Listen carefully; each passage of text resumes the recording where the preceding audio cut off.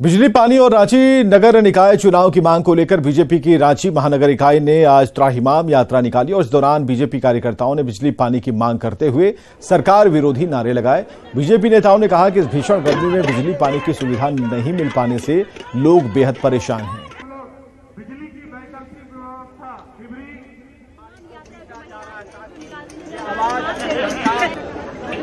2022 में पानी सप्लाई सुनिश्चित करना उस कॉन्ट्रैक्टर का दायित्व था, लेकिन ये सरकार कोयला, लोहा, बालू बेचने में परेशान है। जनता से कोई मतलब नहीं है। आज इतनी चिलचिलाती धूप में हजारों कार्यकर्ताएं, महिलाएं आज सड़क पर उतरकर सरकार को नींद से जगाने का प्रयास कर रही है। बिजली और पानी जैसी बुनियादी सुविधाओं को लेकर भारतीय जनता पार्टी रांची महानगर आज जो है त्राहिमाम यात्रा निकाल रही है और देख रहे हैं कि जो महिला कार्यकर्ता जो हैं हाथ में बर्तन लेकर, सर पर घड़े लेकर जो है यहाँ पर निकली हैं। इस यात्रा का मतलब क्या है? देखिए, सरकार सो गई है कान में तेल डालकर, इसलिए आज हम लोग को डिबरी में तेल डालकर रोड पर निकलने को हम लोग विवश हैं कि ये सरकार क्या चाहती है, समझ में नहीं आ रहा है। आप देखिए, बैटरी कंपनी और इन्वर्टर कंपनियों से सरकार कमीशनखोरी कर रही है, जिसकी वजह से उन्होंने बिजली को काटने का काम किया ताकि ज्यादा से ज्यादा लोग इन्वर्टर और बैटरी खरीद सके। आपके घड़े पर क्या लिखा है, ये दिखाइए। देखिए, घड़े पर लिखा है पानी नदारत, बिजली नदारत, तमाम बुनियादी सुविधाओं की बात कही गई है। सरकार को कौन सा वादा याद दिला रही हैं? पानी, बिजली की समस्या जो है उसको देने के लिए। क्या हुआ तेरा वादा, वो कसम, वो इरादा, भूलेगा दिल। ये जनता के लिए है कि जनता बोल रही है कि भूलेगा दिल, जिसके तुमने कहा था भूलेगा दिल जिस दिन तुम्हें उस दिन कुर्सी से उखाड़ फेंकने के काम। ठीक है, जनता होगा भूलेगा जिस दिन, तो वो सरकार का आखिरी दिन होगा जब जनता सड़क पर उतर जाएगी। तो जैसा कि हमारी बहनों ने कहा कि अगर वो वादा नहीं निभाते हैं तो वो उनके सरकार का आखिरी दिन। आपके हाथ में क्या है? ये जो अभी हम लोग यूज कर रहे हैं वही है, डिबरी है। मिट्टी का तेल भी मिलना मुश्किल है, उसके बावजूद भी किसी तरह से हम लोग बोतल में छेद करके, दिया जला के, हमारी जो आधी से ज्यादा जनता इस तरह से अभी अपना जीवन यापन कर रही है। ये नगर निगम चुनाव की जो बात आप लोग मांग कर रहे हैं, क्या है? देखिए, समय से चुनाव तो होना चाहिए ना, तो जल्दी से चुनाव हो जाए। और जब से यह सरकार बनी है हर मोर्चे में विफल है और गर्मी प्रारंभ हो गया है।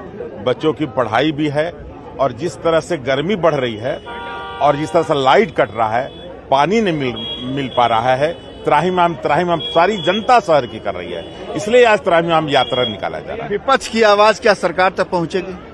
देखिए, सरकार तो वास्तव में गहरी नींद सोई हुई है।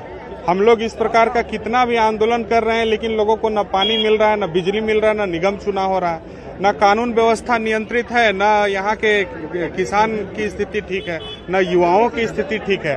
फिर भी हम विपक्ष में रह करके सिर्फ आवाज को बुलंद कर सकते हैं और प्रजातांत्रिक तरीकों से जितना विरोध, कठोर से कठोर विरोध करना होगा, हम लोग सड़कों पर उतर कर करेंगे।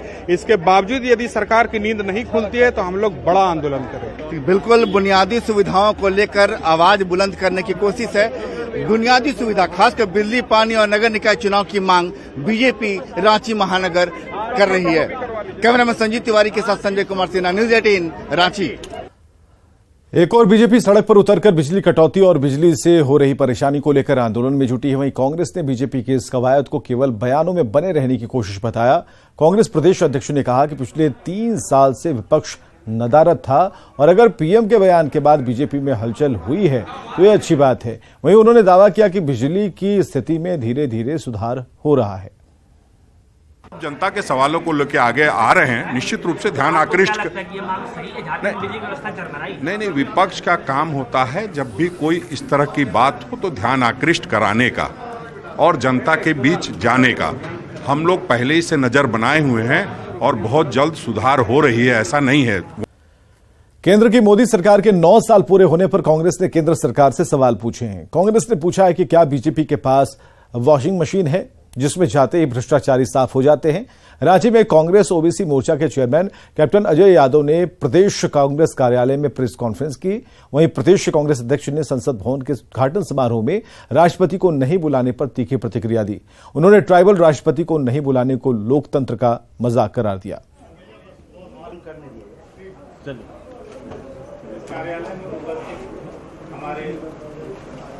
वॉशिंग मशीन है बीजेपी के पास, जो बीजेपी में चला जाता है वो बिल्कुल धुल के साफ हो जाता है। हेमंत बिस्वा जो मुख्यमंत्री हैं असम के, उनको चिट स्कैम में वो इन्वॉल्व थे, उनको माफ कर दिया।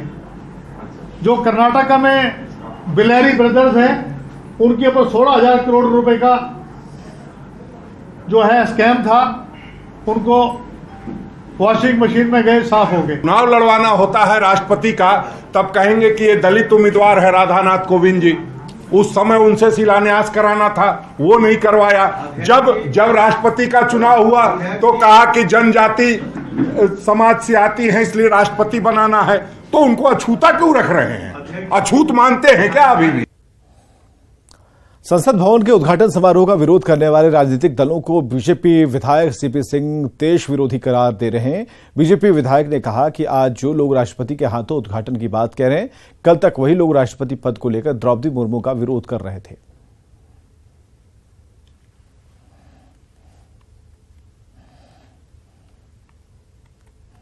वाकई में देश का विरोध है। मोदी जी का विरोध करते करते ये लोग देश का विरोध कर रहे हैं, ये दुर्भाग्यपूर्ण है। और मुझे लगता है कि जनता इन्हें सही समय पर इसका माकूल जवाब जरूर देगी। ऐसे लोगों पर हमें तरस आता है जिनका रवैया बिल्कुल नकारात्मक हो, देश की छवि को बर्बाद करने वाला हो। राज्य सरकार किसानों को सिंचाई सुविधा उपलब्ध कराने के लिए अलग अलग योजनाएं चला रही हैं। भूमि संरक्षण विभाग की तरफ से भी राज्य में कई सारी योजनाएं जल संरक्षण के लिए चलाई जा रही हैं, लेकिन करोड़ों खर्च करने के बाद भी किसानों के खेतों तक ये योजनाएं नहीं पहुंच पाती। इधर खेतों में पानी नहीं मिल पाने से किसान परेशान हैं।